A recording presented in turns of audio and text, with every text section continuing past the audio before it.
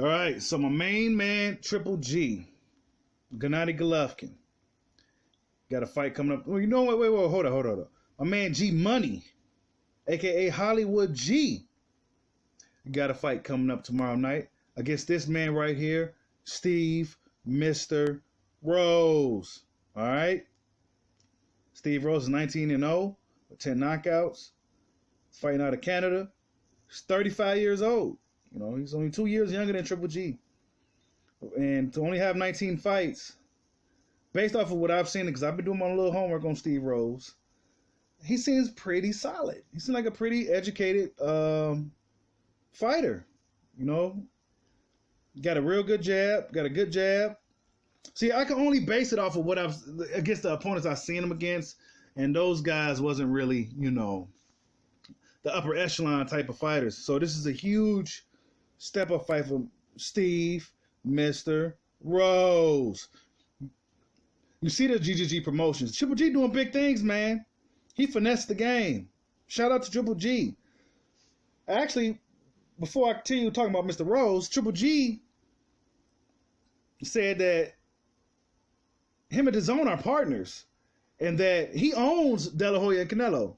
Thought I'd just add that in there. But yeah, Steve Rose is a pretty solid fighter.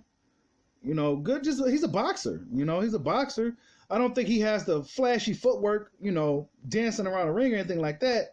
But he moves his head, he moves his upper body, he moves his legs. Good jab, like I said, long reach. Look at his arms.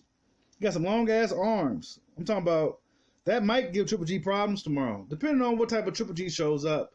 It's been a while since we've seen Triple G fight, so we're gonna see how Triple G looks. And will Steve Rose be able to take Triple G's punches? You know, will he be able to deal with Triple G's jabs? These are all questions that you got to ask yourself. Will he be able to deal with Triple G's punches? How will he get around Triple G's jab? Is his head movement good enough to give Triple G problems landing that jab? Because Triple G was still able to land a jab at times against Canelo Alvarez, and he got some of the best head movement, upper body movement in the game today. But like I said, man, Steve Rose, I don't think he's a guy like Dominic Wade, you know. So I think it may be safe to bet on him if you're feeling lucky. Dominic Wade, you know, up in there training with one glove on and shit, with a bubble jacket on. It's Sugar Ray Leonard's gym, running around. But anyways, I'm interested in seeing how Triple G looks under Jonathan Banks more than anything. This Jonathan Banks, does he keep the train rolling for Golovkin? Because Triple G got 5 more fights after this one. And, you know, Triple G always had good boxing skills.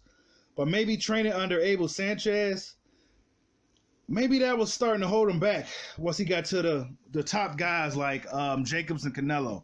Maybe Abel Sanchez's style just wasn't working for Triple G. Because truth be told, whenever Triple G fought a big puncher or a guy that could really give him trouble, what he do? He resorted to his jab. So naturally, Triple G is really a boxer puncher. You know, he likes to use his jab. He has real good hooks. I mean, Triple G he's not the flashiest fighter, but he's real subtle in the good things that he do. You got to really be a student of the game to notice Triple G's good tricks and shit. Very experienced fighter. A lot more experience than Steve Rose. All right? You see Steve Rose a little bit bigger, a little bit taller. He fought at 168 a few times. Fought higher than that, I believe, maybe. I think that's what they said. Is that what he said? I can't remember. Yeah, he fought above 160.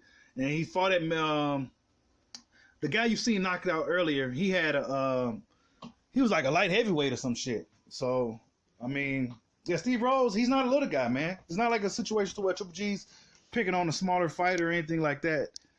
It's an interesting fight. Actually, it's just that we never heard of Steve Rose, you know? So, you know, this is his time to shine. It's time to make some decent money.